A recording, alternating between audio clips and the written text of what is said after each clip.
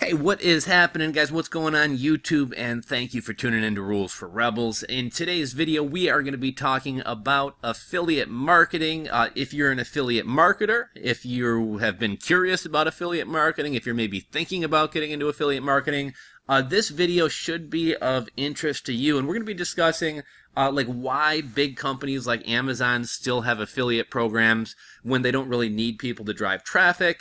We're going to talk about some of the risks or pitfalls of affiliate marketing, such as like what if a company like Amazon were to shut down their affiliate program. And then lastly, we're going to talk about kind of how you can avoid these risks. And we'll kind of stir up the idea for this video. Somebody had shot me an email and basically asked like, why does Amazon have an affiliate program? Was speculating like, will Amazon get rid of it because they don't really need affiliates to drive brand recognition about Amazon? So that's what we're going to be talking about today. I figure we'll just kick it off by reading the question really quickly. The email I got says, why does Amazon need an affiliate program? And he goes on to say, affiliate programs are typically used to drive traffic to your site and hopefully result in a sale, and smaller companies and websites need it more than big ones. Everyone already knows about Amazon, and it's become one of the first places people visit if they need something. No one needs to introduce you to Amazon, and Amazon doesn't really need those YouTube links and whatnot to drive traffic to them. It would have just made sense when it was just launching, but I see little reason for Amazon to be paying for an affiliate program when they're one of the largest, if not the largest, e-commerce sites in the world. And actually, Amazon is the biggest e-commerce site in the world. Why does Amazon continue to maintain its affiliate program, though? When do you think Amazon is going to shut it down?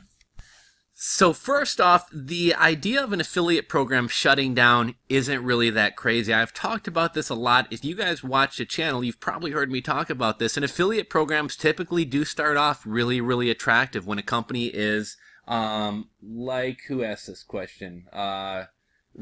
Radon asked me this question. So just like Radon said, you know, that's been my experience. When a new company comes out and isn't that well known and is trying to get name recognition or brand recognition and gain customers, they're going to come out with a really, really attractive affiliate program. So it might be a 30-day cookie or a 14-day cookie instead of a 24-hour cookie. It might be a $25 commission, and then later they may drop it to a $5 commission. But right out of the gate, new companies are really, really generous with their affiliate programs. And one of the first pieces of advice I would give to affiliates is if something's working, if there's a new program you find that's making money, get in there, strike while the iron is hot, and make your money. Because as the company grows, the terms probably are going to get less attractive. And I talked about this with AliExpress. AliExpress at one point was a 30-day cookie. Now it's a session-based cookie, which isn't even 24 hours. If somebody goes to Ali from your link, closes the browser, and goes back, you're not going to get credit for the sale.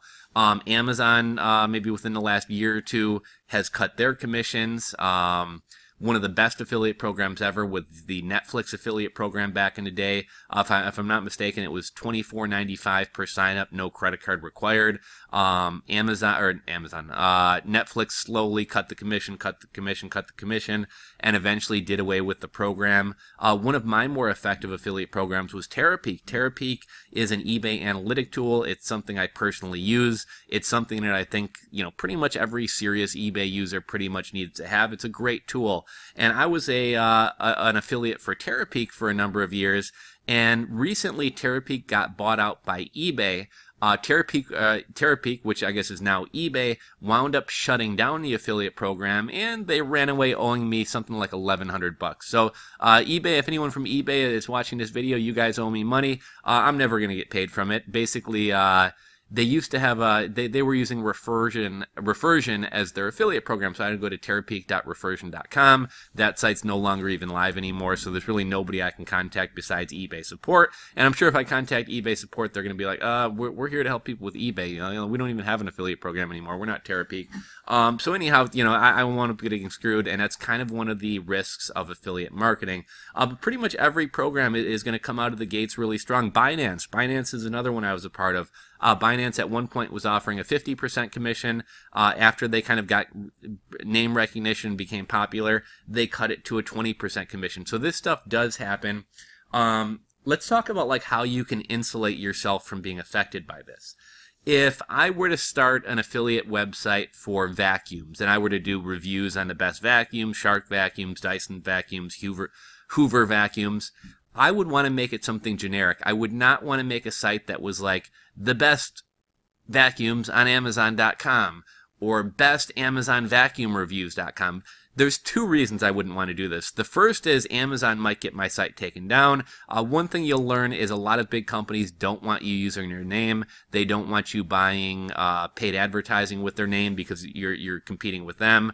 They don't want you to use their name because they don't want people to think that you're them. They don't necessarily want to be associated with you. I'll give you an example. There's kind of a fairly popular YouTube niche of people, Uber and Lyft drivers who have YouTube channels. And one thing you'll notice, there's one guy called Rideshare Revolution. There's another guy who goes by the name Your Personal Driver. One thing you'll notice is none of these guys, nobody has the YouTube channel name Uber Driver, because Uber would probably get it taken down. And recently, Uber and Lyft have actually been cracking down on YouTubers using their logos and things like that. But these big companies don't want you using their name. So that's reason one. But the second reason, imagine if vacuums started catching fire and Amazon said, we're not going to sell vacuums anymore. I now have a site that I've put all this time and effort into, that I've built up, that's called, Best Amazon Vacuum Reviews, and there's no vacuums on Amazon. Now, that's probably not that likely. What happens if Amazon shuts down their affiliate program? Probably not likely, but could happen, right? Probably the more common scenario is, what if Amazon suspends my Amazon affiliate account or my Amazon Associates account? Well, in that case, that could happen, right? That, I wouldn't say it's likely, but that's something that realistically could happen and does happen to a lot of people. Well, now I have a site called Amazon Vacuums that I can't monetize because I'm not allowed to create Amazon affiliate links.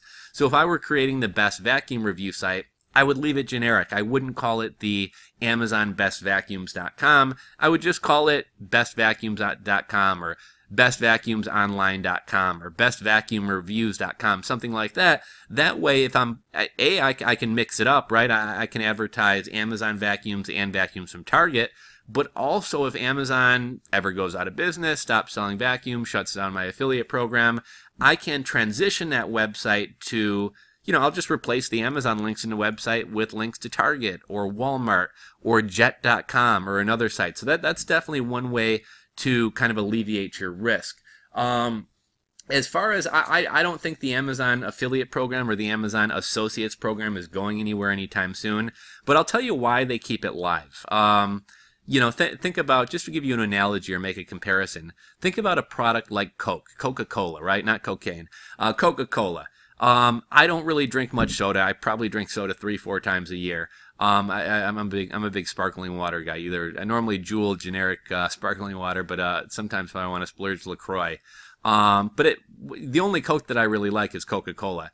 Well, why does Coca-Cola need to advertise, right? Coca-Cola has been around since, 1890 or 1900 or something like that. Coca-Cola is I think, probably by far the largest soda.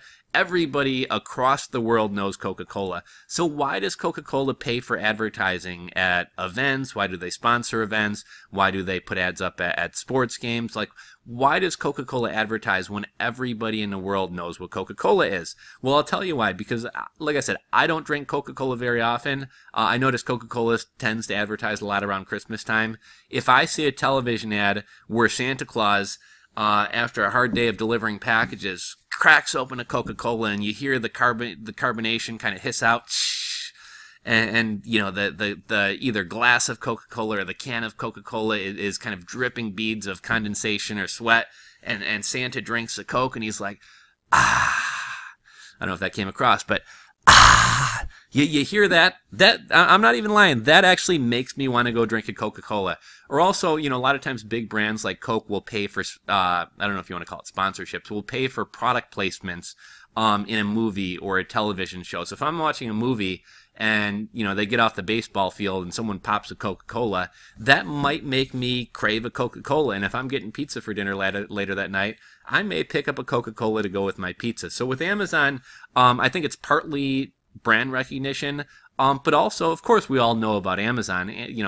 Amazon doesn't need people to let them know that Amazon exists, but you have all these different people in different niches. And the other beautiful thing about affiliate marketing for a brand or a company is Amazon could go pay a digital marketing agency $3 million to run an advertising campaign. And if it winds up getting sales, great, maybe they make their money back. If it doesn't wind up getting sales, they still have to pay that $3 million and they're not getting their money back.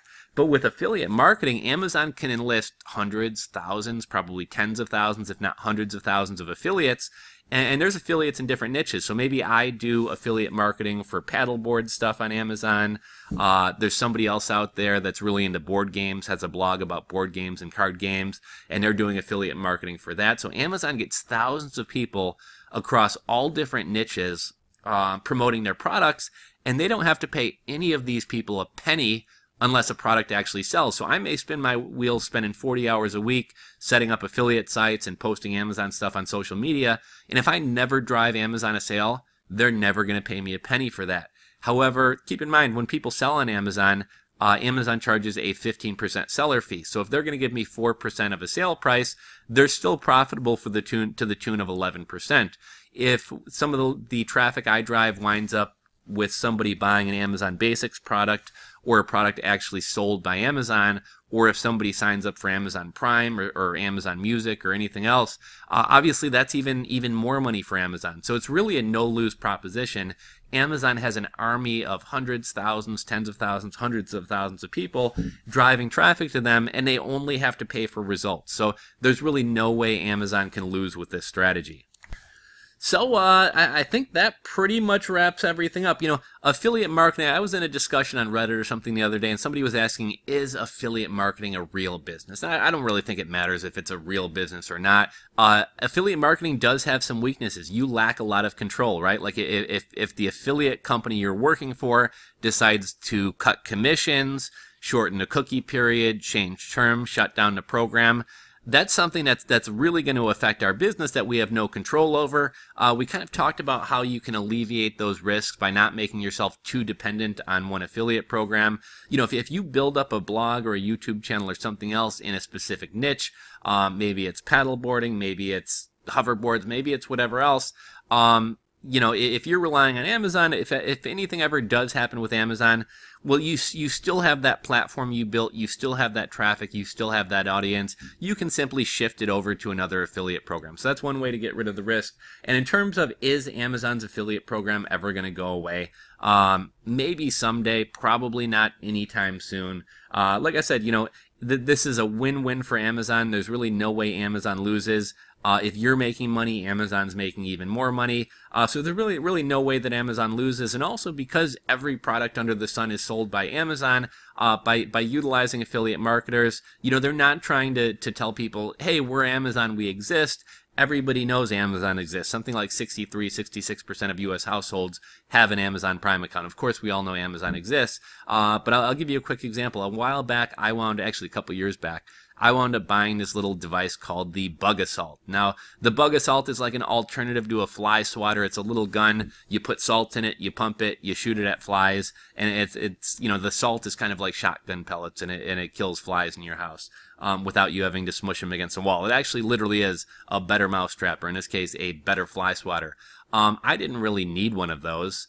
But I happened to see some affiliate, I don't know if it was a YouTube channel or a blog, but I happened to see some Amazon affiliate talking about the Bug Assault, and it's one of those neat products that's just like an impulse buy. I've never seen anything like it before. I thought it was really kind of neat. I thought it was kind of a creative product, and they got me on the impulse buy, right? I clicked the link, I went over to Amazon, and I was like, ah, shit, I wound up buying the thing. So it's little purchases like that. You know, I think affiliates oftentimes can get people to buy items on Amazon that they hadn't planned on buying, probably wouldn't otherwise have bought, but they saw a YouTube video or read a blog post with an interesting product, or a product that was kind of pitched to them in an interesting way. So that's why I think Amazon's affiliate program, or Amazon Associates as we know it, is probably here to stay for a while.